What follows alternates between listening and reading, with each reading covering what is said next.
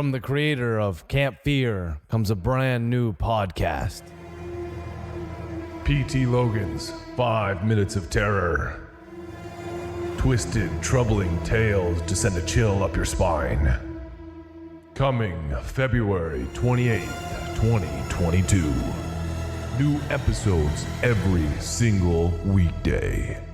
Join me if you dare.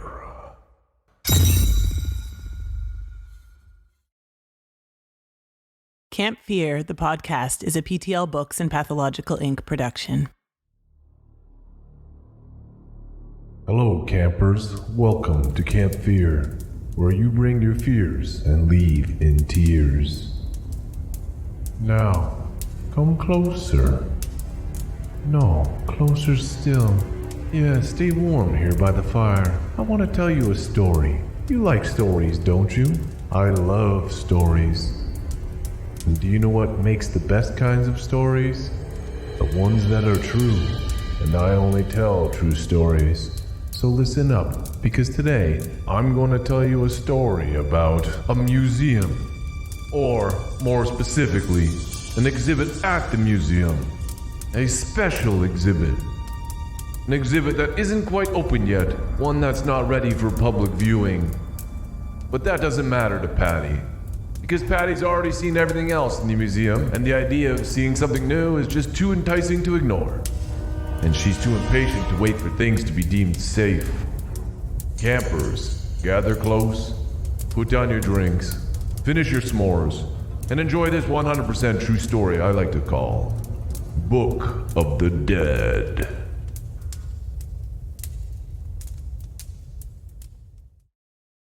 Part 1. Off Limits.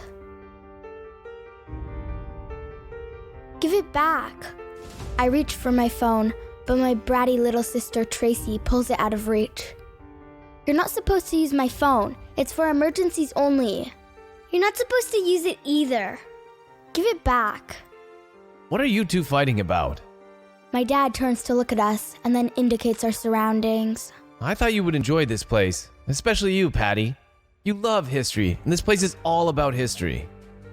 As my dad speaks, Tracy glances around and I take the opportunity to snatch my phone from her hand. I slip it into my pocket before my dad sees. Every Saturday, my dad takes us on a special adventure. Just me, him, and my little sister Tracy. Today, he took us to the Egyptian Museum. And he's right, I love history, especially Egyptian history. I love learning about pyramids and the myths surrounding them, like the aliens help people build them. But most of all, I love mummies. There's just something about them, creepy as they are, that I really find fascinating. I have to go to the bathroom. Both me and my dad are annoyed. Tracy has to go to the bathroom like every 5 minutes. Okay, I'll take you. You stay here, okay, Patty? We'll be right back. I nod. Sure, I'll be fine. After my dad and sister walk away, I turn my attention to a series of photographs of pyramids to my left. Then I look to my right and see a gold necklace that apparently belonged to Queen Nefertiti. I wonder if the person who found it thought it was once the queen's, but now it's mine. Finders keepers. Maybe. While I find these interesting, they're not what I'm here for. My wandering eyes locate a sign that says New Mummy Exhibit. I know that I should wait for my dad and sister, but what's the harm in just taking a look? I'll just take a peek at the new mummy and come right back before they even know I'm gone. Yeah, that's what I'll do. Having made up my mind, I walk quickly down the corridor, following the signs to the new exhibit. It's a winding hallway, one that gets darker with every step. Where is it? Where's the... And then I see it. Not a sarcophagus or a coffin with a mummy in it, but yellow caution tape. It's blocking the entire hallway.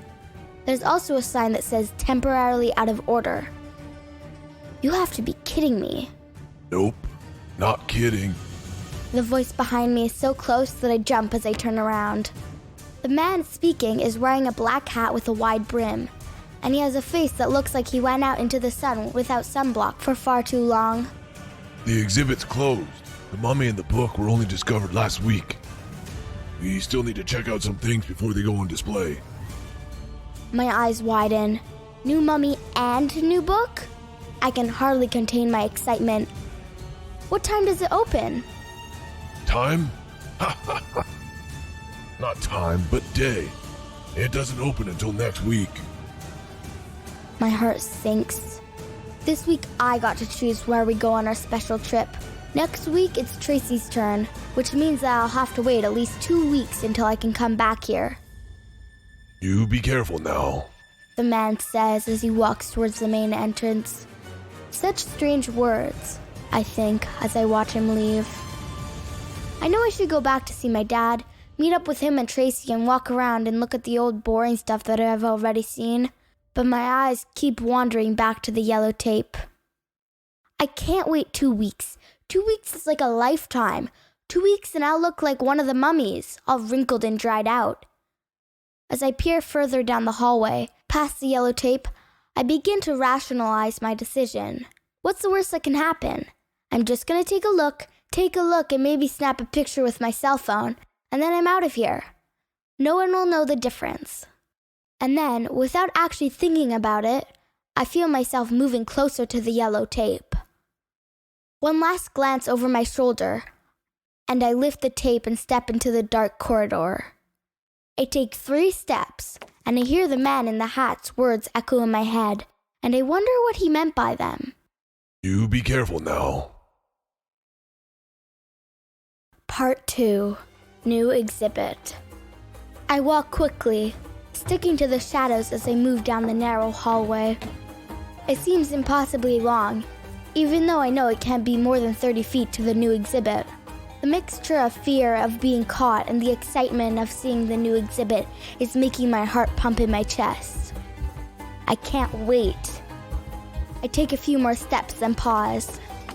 I hear the whistle of the wind, but that's impossible. It's impossible because I'm deep inside the museum. I take one more step and then I stop again because I hear something else. The wind is still there, but it also sounds like someone is saying something. Something in another language. You're just messing about. This is your mind playing tricks on you, Patty. Real or not, I keep moving. Tracy and my dad are probably out of the bathroom now, or they will be soon, and they're going to wonder where I am. I hurry to the end of the hallway and then turn right, and then I stop for a 3rd time. There it is. There's a mummy directly in front of me. It startles me so much that I stagger backwards and almost fall. But then as I regain my balance, my eyes go wide. The mummy is inside a glass case, standing straight up with its arms crossed over its chest. It's covered in the traditional white bandages, but they're dirty and frayed.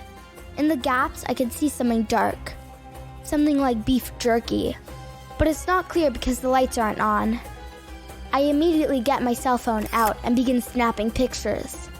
This is the most amazing mummy I've ever seen in my entire life, and I've seen a lot of them. I'm so glad that I decided to duck under the yellow tape, because there's no way I wanted to wait 2 weeks to see this. I lean in closer to get a better look when my foot hits something and I look down. It's a book. Maybe the book that the strange man in the hat mentioned. Like the mummy, it's old, and I don't recognize the language on it. I know I shouldn't touch it, but I can't help myself. I pick it up and hold it in my hands. The cover feels strange. Not like leather, but skin. I shudder and flip to the first page. The title on the inside is English, and I start to smile. Book of the Dead. This is creepy. Creepy and cool. I take my cell phone out and take a picture of the name, and then I start to flip through the pages. Aside from the title, the text is in the same strange language as the cover, so I flip through the pages until I get to the one that is dog-eared. There's a picture of a mummy near the top, and while it could be any mummy, it looks like the mummy in the case in front of me. Only, its arms are straight out in front of it, not crossed over its chest. I look at the words on the page and then quickly snap a photo. I don't understand what it says, but some part of me wants to read it. It's mostly sounds, R's and H's and A's, soft vowels.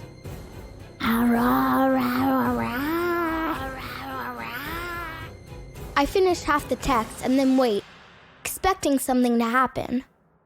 Nothing does, of course, so I continue reading the rest. I'm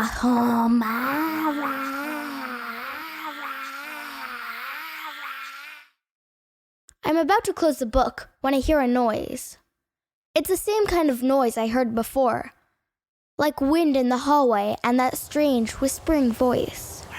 Fear courses through me as I raise my eyes, and then my mouth falls open. The mummy is still in the cage, but its eyes have changed. They're no longer black, but a glowing purple. There even seems to be an orange glow coming off the bandages. I drop the book and back up, and then the mummy starts to move. Or at least I think it does. The bandages seem to twitch, but it could just be my eyes playing tricks on me. Patty, you're losing it. One of the mummy's arms suddenly shoots out and bangs against a glass. I want to scream, but my vocal cords, like the blood in my veins, are frozen solid. The mummy's other hand comes up next. It's all bony and hard and smashes against a glass case. And then its eyes start to glow an even brighter purple. I want to look away, but I can't.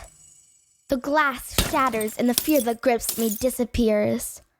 I turn and start to run, thinking that I'm going back towards the rest of the museum, towards the caution sign that I should never have ducked under. But I'm not. I'm going somewhere deeper, somewhere darker.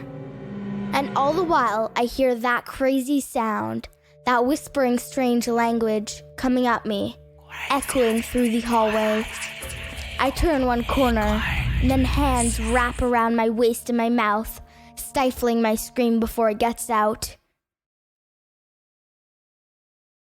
Part 3, Book of the Dead. The mummy got me.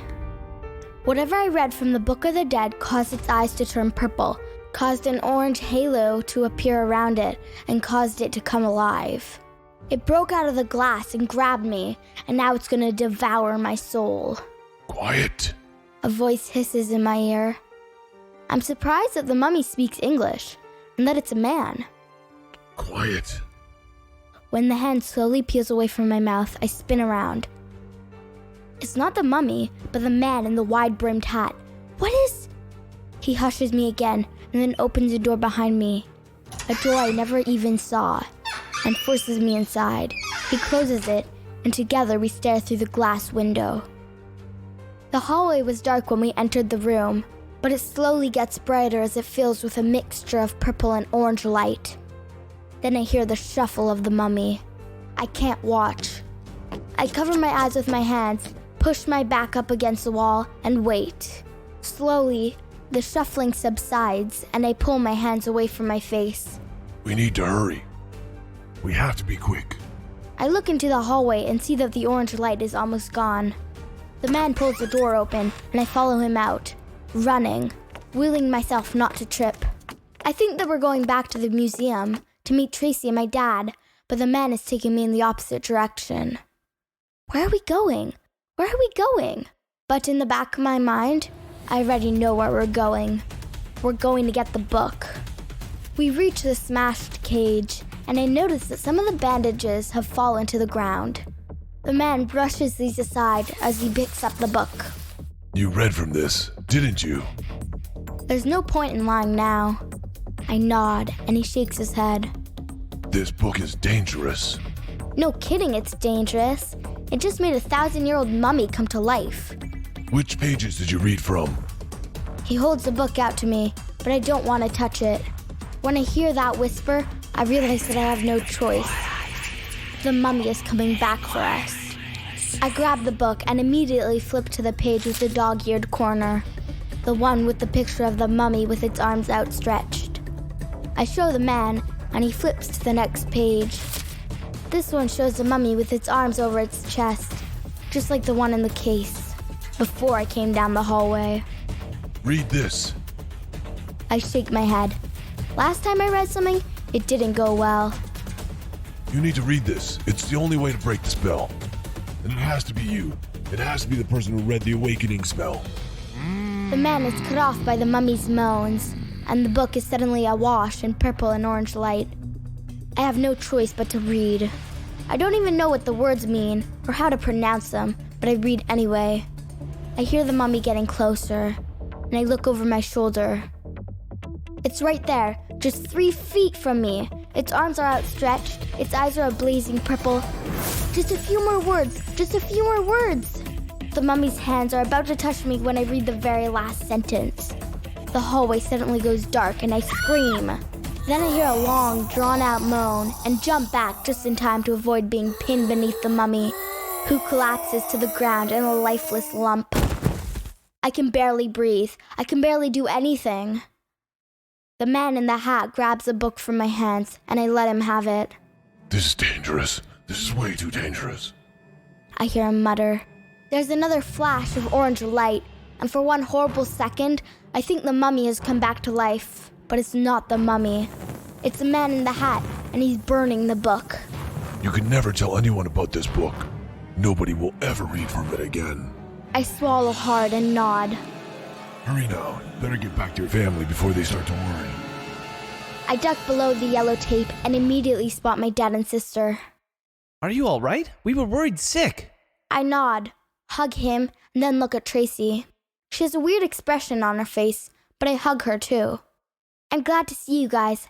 I'm so glad to see you guys. 2 weeks later. Are you sure you don't want to see the new mummy exhibit, Patty? I shake my head. Truthfully, I didn't even want to come back here after what happened last time. But my dad convinced me, and now I'm here. Are you absolutely sure? Because I'm sure. I'm just going to be over here by the pyramids, where it's safe. I want to see. My dad takes Tracy's hand. Patty, you wait here. No wandering off this time. I watch them walk away, and then turn my attention to the photograph of the pyramid. I still like pyramids. Mummies? Not so much anymore. Pyramids can't come back to life after all. I'm staring at the largest pyramid when I hear a sound. The sound of wind with a strange voice carried on it. I shake my head, realizing that that's impossible. The man burnt the book. But then I hear it again. Just take a picture of the pyramid, and you'll be fine, I tell myself. I reach into my pocket to grab my cell phone, but it's not there. Confused, I check all my pockets, but I still can't find my cell phone. I hear the voice again, and I turn around. There's a crowd surrounding the new mummy exhibit, but I can still see it. Its arms are over its chest. There's a little bit of purple in its eyes. How is that possible? I push my way through the crowd, and I see my dad. He's pointing at the mummy, a smile on his face. Where's Tracy? The words are barely out of my mouth when I see her. She's standing in front of my dad, but she's not looking at the mummy. Instead, she has my phone in her hand, and she's reading from it. When I come closer, she sees me and holds my phone up, a big grin on her face. Hey, Patty! Why didn't you tell me you had this cool picture of an old book on here? I've been reading from it and... Tracy is suddenly cut off by a thump coming from the mummy's cage.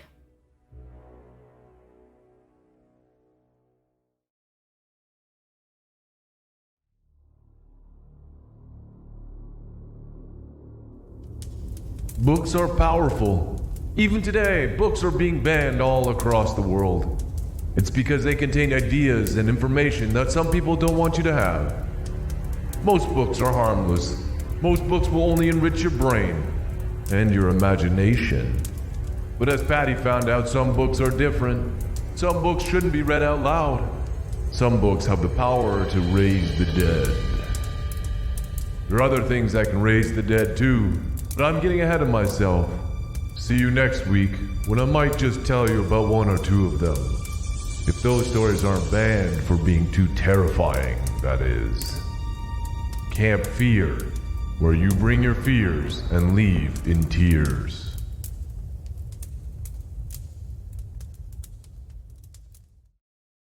Camp Fear, the podcast, is a PTL Books and Pathological Inc. production. Story and audio editing by Patrick Logan. Vocals by Abby Logan and Georgia Logan.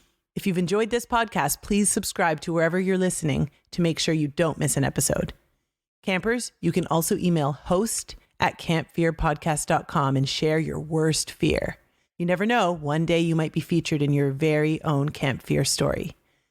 You can also visit our website, www.campfearpodcast.com, to get your own Camp Fear merchandise and to grab the Camp Fear books.